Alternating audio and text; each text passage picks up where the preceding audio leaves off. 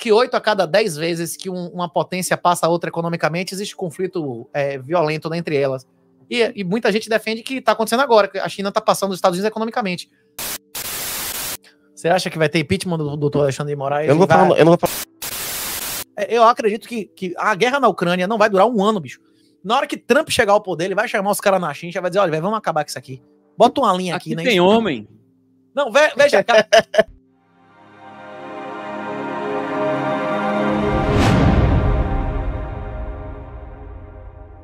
Eu tive uma conversa aqui com o Monark. O Monark disse que acredita no impeachment do Alexandre de Moraes, que ele volta pro Brasil ano que vem.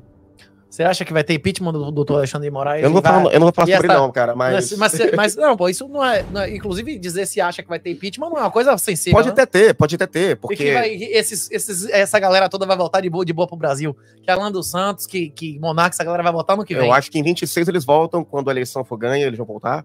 Agora... Pode até ter impeachment do Alexandre de Moraes, eles vão colocar quem lá? Um cara igual a ele, pior do que ele. Que Lula vai ser escolhido por Lula, né? Exatamente, e vai ser do PT. Então vai ser pior, porque vai ser um cara do PT. O Moraes não é do PT. O Moraes é globalista. Não, o então, PT chamou ele de vagabundo 5 ou 6 anos, não é isso? Pois é. Vamos botar um cara do PT. E assim, o Moraes, ele não é o maior inimigo do Brasil. Ele é hoje a pessoa... Nossa, do cara... Ai. O Moraes hoje... O Moraes hoje, ele é o cachorro doido. Alguém tinha que soltar alguém para segurar o Bolsonaro. Não era nem necessário tudo isso, na minha opinião. Acho que se não fizessem nada, o Bolsonaro ia perder, né? Dar golpe, não ia ter porra nenhuma. Mas soltaram um pitbull no parque para não deixar o ladrão entrar. O problema é botar o pitbull de volta na jaula. Então, agora, a grande questão é que o que eu vejo no Brasil, podem até tirar o Alexandre de Moraes lá para dar tudo bem. Ele já fez seu trabalho, tu já sujou teu nome, porra, bloqueou o Twitter, tá ficando feio aqui, vamos tirar você pra dar uma credibilidade. Mas não vai mudar, primeiro, o que ele já fez, as pessoas já ficaram na cadeia. Não vai reformar a sentença. Ele já deu qual é o nome disso? Um histórico jurídico, tem um nome pra isso. Precedente, pra que outro ministro do Supremo faça a mesma coisa. Cara, o Brasil teve vários golpes e mini-golpes, vários. Já teve um momento que, com o nome do Café Filho, lá na década de 50, que para evitar a posse acho que foi do Juscelino, fizeram um esquema para evitar a posse, e chegou lá o Marechal Lott e fez uma contra-revolução, deu até tiro de Guanabara no barco onde estava o governador do Rio de Janeiro, onde tinha lá os golpistas. Até isso teve no Brasil. Mas nunca o ministro supremo ele foi tão efetivo, foi tão ativo quanto agora. Nem naquela época. Então a gente está num momento que as democracias ocidentais, elas estão sendo pautadas por pessoas que não são votadas. Os caras têm tanto medo do outro lado ganhar, que eles estão tomando o poder através do judiciário. E foi assim no Brasil, foi assim na Nicarágua, está sendo assim no mundo inteiro. Você pega o Jornal da Espanha, de Portugal, você vai ver lá o Supremo já começando a se meter. Então, é uma tendência, não é uma coisa centralizada. Podem fazer qualquer coisa que for com o Alexandre de Moraes. Não vai mudar o que está acontecendo, porque é uma questão global. Não é ele o problema é o sistema que está por trás. Ele é só quem está sendo usado no sistema. Rapaz, a gente vai ver. Existe... Se o Brasil fosse realmente, como o Monark, você pensa, uma colônia integral dos Estados Unidos, o maior parceiro comercial do Brasil não seria a China, né? A quantidade de... Se isso fosse verdade, as reservas do Brasil não estariam aumentando todo ano, inclusive com o Bolsonaro, em papel chinês e financiando a ditadura chinesa e reduzindo a exposição em dólar, né? É isso. O Brasil não tá fazendo exatamente o que os Estados Unidos quer. Tem algumas horas que ele cede. Como o Lula cedeu agora, como é que chama? Vetando a entrada da Venezuela nos BRICS. Com certeza isso foi negociado, né? Alguma coisa, essa mensagem deve ter vindo para os Estados Unidos. E ele não foi para a Rússia justamente para não ser... a pressão, né? Inclusive, a gente tudo mais. Ele não é aqui. Inclusive, nem ele não foi, nem o Alckmin disse aqui, ó, vai você, né? Aí mandou o chanceler, não é isso ou não? O Alckmin foi no enterro de terrorista do Irã. Não é na Rússia, não é isso. O cara, não, o negócio do terror, a posse lá dos caras no Irã, no meio dos ayatollah do terrorista, foi. Agora esse era tão pesado que ele disse, não, esse eu não vou não, né? Esse aí você manda o chanceler. É isso. E o governo brasileiro vai para tudo ou nada. Agora a gente vai ver se eles vão aquecer com o governo americano ou se eles vão colar com a potência dominante. Eles chamam na história de Thucydides Trap, não é isso? Como é que chama? Armadilha de Thucydides. Diz que 8 a cada 10 vezes que uma potência passa a outra economicamente, existe conflito violento entre elas. E muita gente defende que está acontecendo agora, que a China está passando os Estados Unidos economicamente. A questão é que questão demográfica. A China não tem um crescimento sustentável. Primeiro que não tem migração, como você estava falando, que os países do Oriente não querem receber ninguém. E o segundo que a população da China é muito mais velha que a do Brasil e a fecundidade muito menor, inclusive, do que a do Japão. Então, a tendência é que nunca mais a China cresça significativamente pelos mesmos motivos que o Japão nunca mais cresceu depois de 98. Nominalmente, o Japão vale menos hoje do que em 98, né? Porque vale mais por cabeça porque vem diminuindo a população, né? Então é isso. A tendência é que a China dê uma estabilizada e comece a diminuir a população nas próximas décadas e que os Estados Unidos voltem a ser a potência dominante mundial. Porque além de ter mais fecundidade, tem migração. Os Estados Unidos, para ser potência mundial, depende de continuar recebendo investimento e migração. Eu acredito que a guerra na Ucrânia não vai durar um ano, bicho. Na hora que Trump chegar ao poder, ele vai chamar os caras na China e vai dizer, olha, véio, vamos acabar com isso aqui. Bota uma linha aqui, né? Tem homem. Não, veja cá. Vamos fechar esse acordo. Bota a linha aqui. Se duvidar, vai fechar a linha no Rio, né? Isso daqui pra lá é seu, daqui pra cá é seu.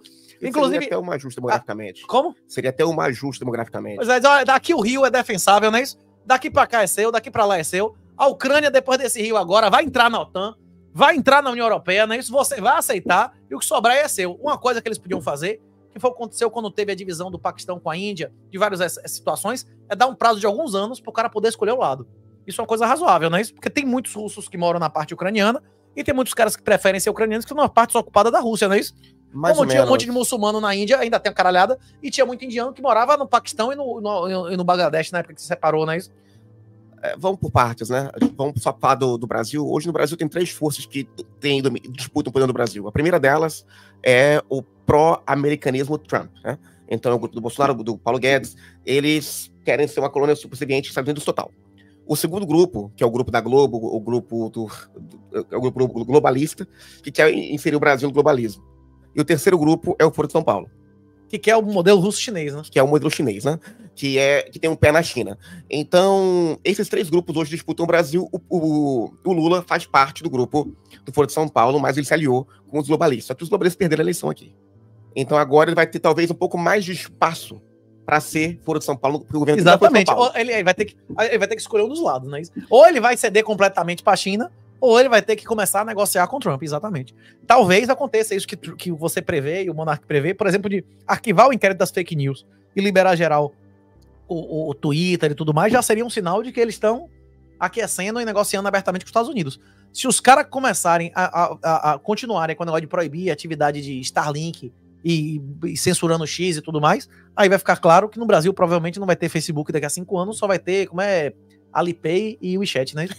Não é possível também? É possível. Eles dizem, não, a partir de agora, o governo chinês que vai proibir negócio de... o governo brasileiro tá fazendo acordo abertamente para substituir os contratos públicos que existem hoje com a Starlink, com a empresa chinesa, né? Eles podem resolver, dizer, não, agora acabou o negócio de porra de WhatsApp, o celular aqui vai vir com um Alipay e WeChat, né? Pode escolher, né? Eles vão tentar. Agora, a força maior do Brasil hoje ainda é o globalismo. Até no dezembro, janeiro do ano que vem, vai ser o globalismo. E é muito forte a estrutura de poder lá. Mas o globalista, ele é contra ou a favor de controle da rede social? Ele é a favor. Ele é contra ou a favor de controle de fake news? Ele é a favor. Mas aí ele vai achar ruim a introdução do quê? Mas por dele. Ele quer o Instagram, ele não quer o WeChat. Ele não quer que você tenha um controle chinês, ele quer o controle dele. É isso, mas o dono do Instagram foi neutro, publicamente neutro nessa eleição, né? Mais ou menos, né? Zuckerberg disse que não ia apoiar ninguém. Da outra vez, ele utilizou informação e dinheiro pra botar o cara no poder, né? Mas eles usaram para falar que as propagandas que foram feitas no Instagram, eles já fizeram muito pros globalistas, né? É isso, mas ele foi neutro. Dessa vez ele tirou o corpo fora, né?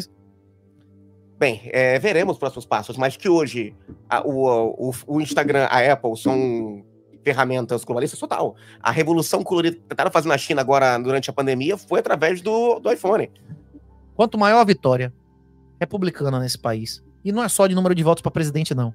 É para deputado e House de representar a Câmara aqui. Mais seguro tá o mundo. Quando Ronald Reagan ganhou, quando a gente era guri, Ronald Reagan ganhou a eleição. Acabou a Guerra Fria. Foi uma vitória tão poderosa que acabou a União Soviética. Os inimigos acabaram sozinhos sem dar um tiro, não é isso? Quanto maior a vitória republicana, mais seguro tá o mundo. Acabou. É 20 de fevereiro. Qual é o dia da posse de Trump? Agora. É o dia do meu aniversário, 20 de janeiro. Quero ver qual é o ditador que vai botar a cabeça pra fora e começar a querer ser a próxima vítima pra ser o exemplo que o Trump vai dar. Acabou a violência, acabou o terrorismo. Na hora que esse cara toma posse, meu irmão, em um ano o mundo vai estar seguro como não estava nos últimos 4 anos. A guerra na Ucrânia, ela é consequência direta das ações da OTAN e ela vai acabar, bicho. Vai ter acordo e acabou. E não só os atos ilegais da China no Mar do Sul da China, os atos ilegais na China, no Butão, naqueles países todos que tá fazendo ocupação, colonização, botando arrepiando na Índia. Acabou, meu irmão. Agora os caras sabem que acabou a palhaçada. Vai voltar o respeito. Inclusive, Trump vai ter um poder que ele nunca teve. Trump, da outra vez que ele disputou com a Crooked Hillary, ele perdeu no voto popular. Dessa vez ele perdeu ganhando no voto popular. O cara massacrou, não é isso? Ele massacrou. Ganhou em todos os aspectos. Ele não tinha, da outra vez, a maioria que ele tem legislativa agora, não é isso? Pois é. E não só isso, né? Eu acho que tinha um discurso que vinha dessa ala Trump no mundo, que foi replicado pelo Bolsonaro no Brasil, que as eleições não foram legítimas, as últimas dos Estados Unidos. Mas teve fraude pra caralho. Teve, rapaz, o resultado real era pra Trump botar 10 milhões de votos a mais. Teve fraude pra caralho. Teve fraude em vários lugares, comprovadamente aí. Agora não foi na escala da outra vez com o envelope, né? Ou não? Vendia envelope. Se teve ou não teve... Tem centenas de relatos na internet, gente vendendo envelope na rua, porra. Da última eleição. Se os caras saíram e distribuindo envelope, os caras pegavam envelope e vendiam, não é isso? Se não conferir a assinatura. Eu não vou falar pra você que teve ou não teve. Teve chinês preso nessa eleição. Teve um chinês preso votando, porra. Como é o nome do cara? O cara votou e o voto dele ainda valeu. Porque aqui, se tiver um voto falso, o cara não impugna a urna como no Brasil, não. O cara comprovadamente votou. Não tinha como discernir qual era o voto do cara. E o voto do cara... Tô dizendo um caso, o cara que foi preso em flagrante. Não tem o cara saindo de lá, chegou o negócio, prendeu o cara em flagrante. Agora, qual é o envelope do cara? Acabou, não tem como saber.